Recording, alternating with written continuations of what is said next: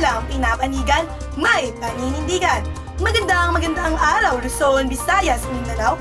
Ako si Jenny Dolorosa, ang mag-aatid ng nagbabagang balita ngayong ika-7 ng Marso, 2025. Halaga ng piso, patuloy ang pagbaba.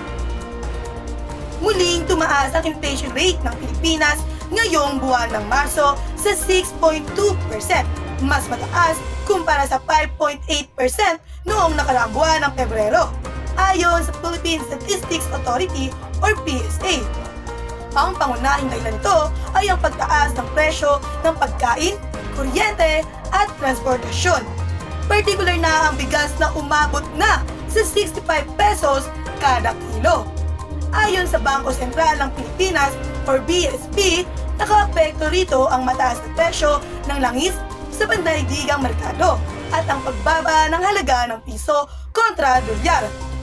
Samantala, tiniyak naman ng Department of Trade and Industry or DTI na ginagawa ng pamahalaan ang mga hakbang upang kontrolin ang mga presyo ng mga bilihin. Manatiling tumutok lamang para sa nagbabagang balita. Naglilingkod, Jenny Dolorosa, muling babalik 10 minuto.